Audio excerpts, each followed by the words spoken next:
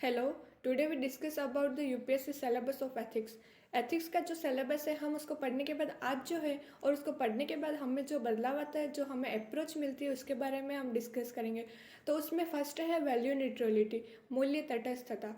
अर्थात दो व्यक्तियों के मूल्य अलग अलग है तो दोनों को एक दूसरे से कोई प्रॉब्लम नहीं होनी चाहिए। जैसे कि शाकाहारी व्यक्ति और मांसाहारी व्यक्ति दोनों मित्र हैं तो दोनों एक ही टेबल पर खाना खा रहे हैं, दोनों को एक दूसरे से कोई प्रॉब्लम नहीं है। वरना कुछ होते हैं कि जैसे मांसाहारी है वो शाकाहारी से कहता है कि मांस खाओ, क्या घास फूस खा रहे हो, और शाकाहारी है वो मांसाहारी से कहेगा कि क्यों इसको खाकर पेट खराब कर रहे हो। जैसे कि किसी का मूल्य है सूर्य को जल चढ़ाना, तो वो उसका मूल्य है, उससे हमें प्रॉब्लम नहीं होनी चाहिए। और किसी का मूल्य है कि नमाज पढ़ना, तो वो उसका मूल्य, हमें उससे प्रॉब्लम नहीं होनी चाहिए। हमारी सेकेंड अप्रोच है रीजनिंग माइंड, अर्थात तार्किक मस्तिष्क।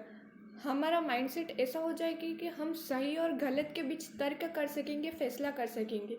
थर्ड है हमारा बैलेंसिंग माइंड, अर्थात ये सही है ये गलत है ऐसा नहीं होना चाहिए, हमें सही और गलत के बीच का रास्ता निकालना है। हमारी फोर्थ अप्रोच है कॉन्टिनम अप्रोच। कॉन्टिनम अप्रोच को समझने के लिए हम पहले डाइकोटमी को लेते हैं, अर्थात द्वैत मनोवृत्ति।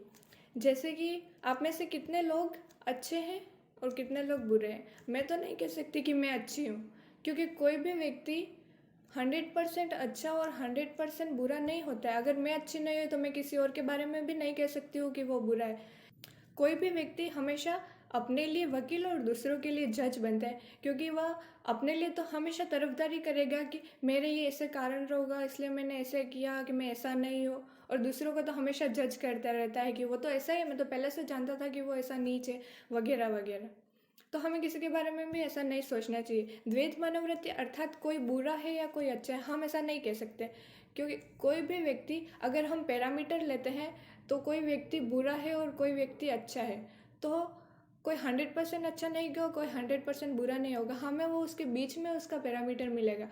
कोई कोई भले आप अच्छे से अच्छा व्यक्ति ले लीजिए, उसमें 4 से 5 बुराई ज़रूर होगी, और आप बुरे से बुरा व्यक्ति लीजिए, उसमें भी 2-3 अच्छाई ज़रूर होगी। एथिक्स को आपके सिलेबस में क्यों शामिल किया गया आप जानते हैं?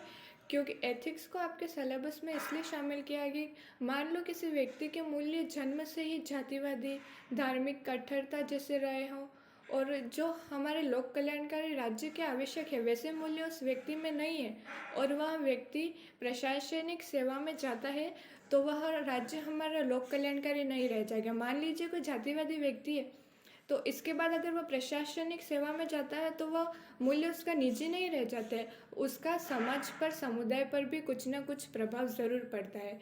इसीलिए यूपीएससी बोर्ड ने इस सिलेबस में एथिक्स को जोड़ा है। इसके बाद आपके पाठ्यक्रम के अनुसार और ट्रेनिंग प्रोसेस में भी आपकी इन कमियों को दूर किया जाता है।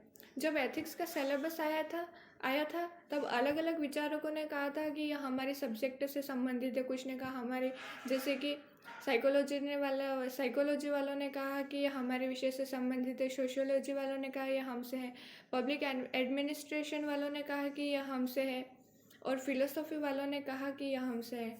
तो फिर जो एथिक्स का जो सिलेबस है वो कुल मिला के सबका एलसीएम है, जैसे कि कुछ यहाँ से कुछ यहाँ से, ऐसे ऐसे एथिक्स का सिलेबस जुड़ा हुआ है। ठीक है, तो एथिक्स का सिलेबस है 1 to 7 पॉइंट थ्योरी है, और 8th पॉइंट है आपका टॉपिक केस स्टडीज़ का। ठीक है,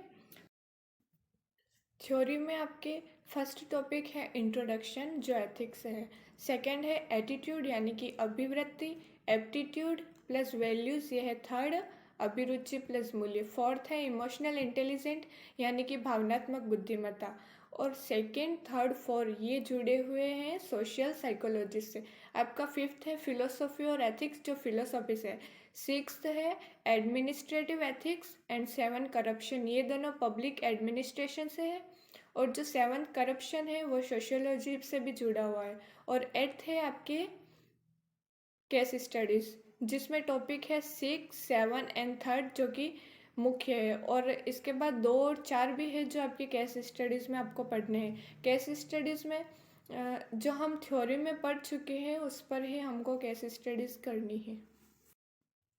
सिलेबस में हमारे जो टॉपिक हैं उन शब्दों के अर्थ हम एक बार देख लेते हैं। तो हमारा फर्स्ट टॉपिक है एटीट्यूड यानी कि अभिवृत्ति।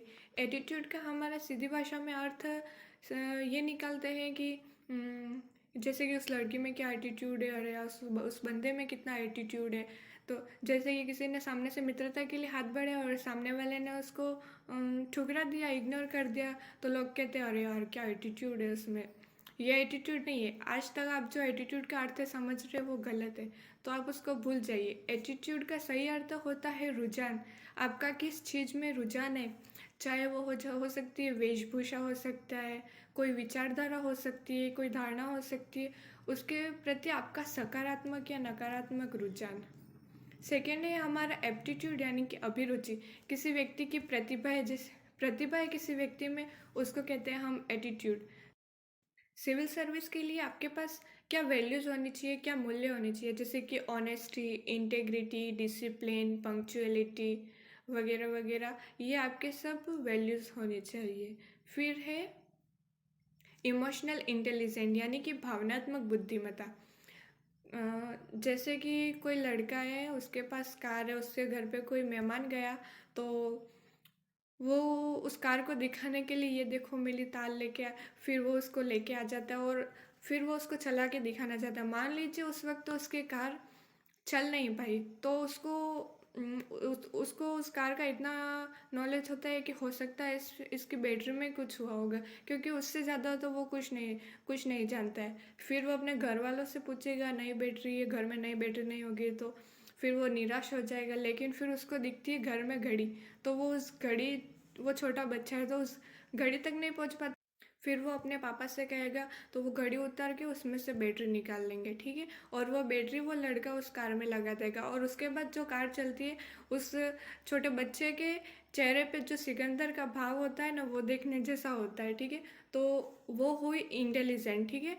और इमोशनल इंटेलिजेंट जैसे कि अपने और दूसरों के भावों को समझना, चाहे वो अपने भाव हो दूसरों के भाव हो, उनको समझना, यह है इमोशनल इंटेलिजेंट, ओके। और नेक्स्ट है आपका कंशेंस। कंशेंस यानी कि अंतरात्मा। आपके मन हमेशा दो तरह से कार्य करता है। अगर आप किसी चीज़ को करते हैं तो आपका एक तरफ मन कहेगा कि ये मैं करूँ, और एक तरफ आपका ईड होता है जो कि कहता है कि ये नहीं करना चाहिए। एक होता है आपका सुपर ईगो, वो कहेगा कि आप ये काम करो अगर अच्छा है तो, ठीक है। तो आपको उनसे परे जाकर आपकी अंतरात्मा से आपको वो कार्य करना है। I hope you understand. All the best. शुभ रात्रि।